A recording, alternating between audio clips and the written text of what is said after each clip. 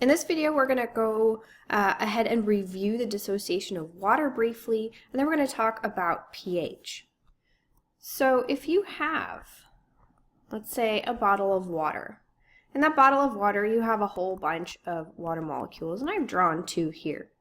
Remember that the bonds that hold the atoms within the water molecules together, so let's say the purple ones right here and right here, those are your covalent bonds, specifically your polar covalent bonds. Because those bonds are polar covalent, it means the electrons are not shared equally, and the oxygens develop a partial negative charge, the hydrogens develop partial positive charge, as I'm drawing here for these water molecules.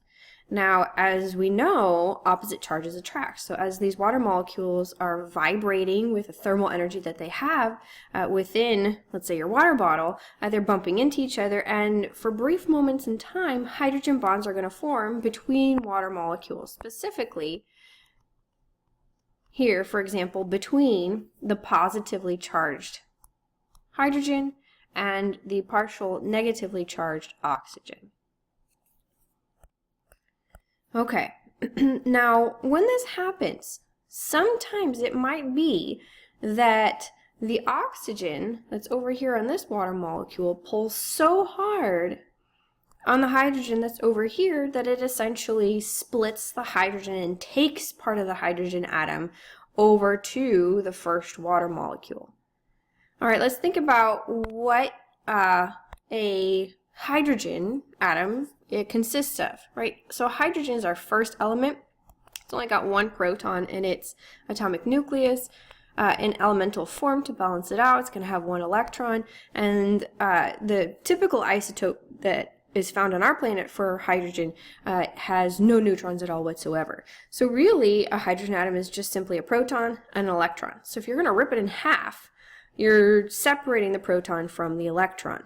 Now, protons are positively charged, electrons are negatively charged. So if this oxygen over here has a negative charge, it's going to want to take the proton, and it's going to leave the electron behind. So let's maybe show that. If we were to draw that out now,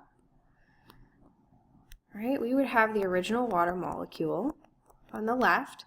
It's going to take the proton, shown here like this, and then it's going to leave behind the other water molecule with oxygen, the hydrogen, and then that leftover electron.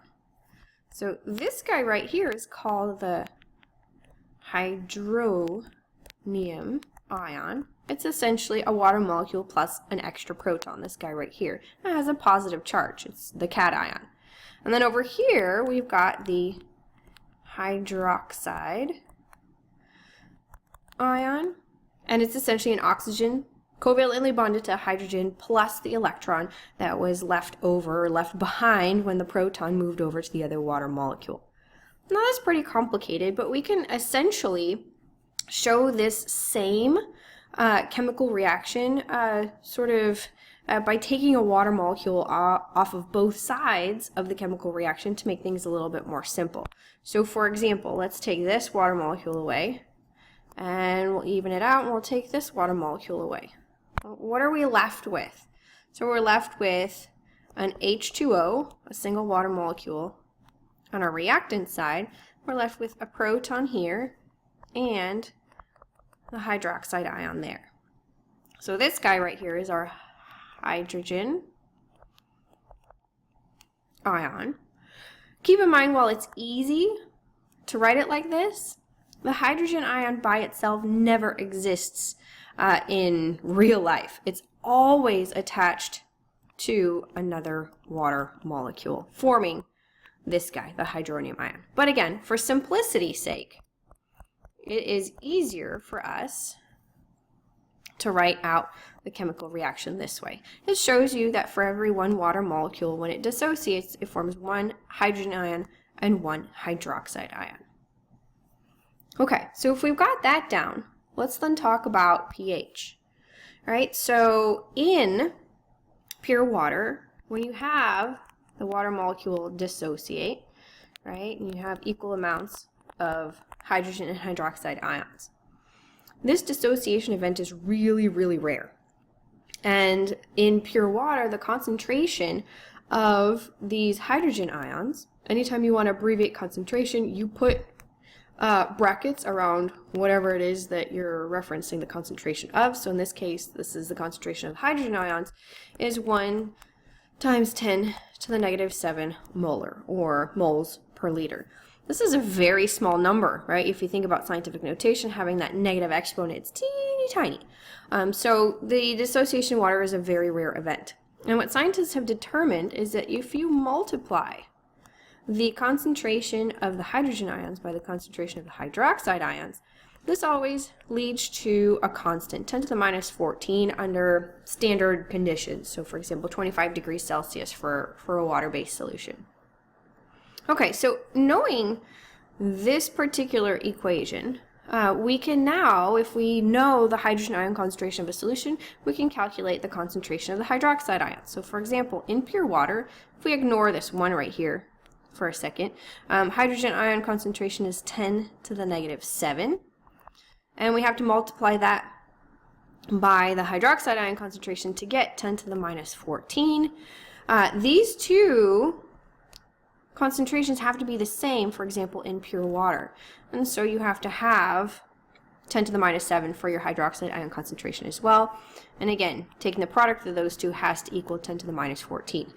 If working in exponents does not work for you, easy sort of trick. I ignore all the tens and just look at the exponents themselves. So to figure out, for example, what these two numbers multiplied together are going to yield, you just simply look at the exponents. So 7 minus 7, or I'm sorry, negative 7 plus a negative 7, what is that going to give you? That's going to give you a negative 14. So that'll be the exponent of your result there. So that makes things easy for us. Let's say now we're not looking at pure water. This guy is pure water, where, again, your hydrogen and hydroxide concentration, the concentration of your hydrogen and hydroxide ions is equal. Let's say that you have a slightly different solution. Let's say that this solution has a hydrogen ion concentration of 10 to the minus 6 instead. So now you can use this particular equation to, or let's say this equation, to come up with a hydroxide ion concentration. So minus 6 plus what will give you minus 14. If you do the math there, you'll know it's 10 to the minus 8. So in this case, your hydroxide ion concentration is 10 to the negative 8. Now, if you know not the hydroxide ion concentration, but if you know the hydrogen ion concentration, remember that you can use that to figure out your pH, right? So your hydrogen ion concentration, whatever that equals, is 10 to the negative pH. So simply by looking at the exponent of your hydrogen ion concentration, that'll automatically tell you the pH.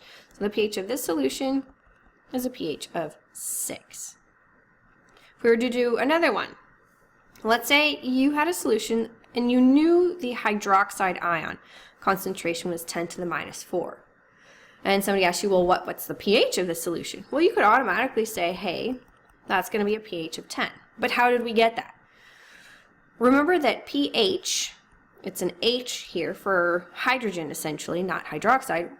pH tells you the concentration of the hydrogen ions. So we need to figure out the concentration of the hydrogen ions in this solution first.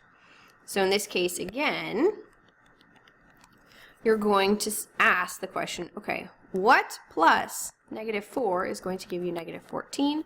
The answer here is a negative 10. So your hydrogen ion concentration is 10 to the negative 10 molar. And so if you look at that exponent right there, that automatically tells you that the pH is 10 for that particular solution. And it's a really good thing to do a mental check, right? So think about it. Let's say for this last example that we did, if we take a look at this number versus this number, just the numbers themselves, which number is a bigger number? Well, remember, if you're dealing with negative exponents, the smaller the negative exponent, the bigger the actual number. So in this case, this is telling us that we have higher hydroxide ion concentration.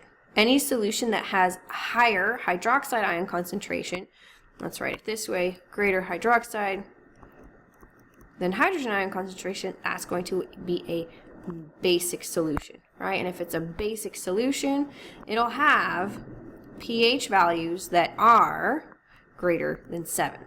Mental check. Yep, we got a pH of 10. That's definitely higher than 7.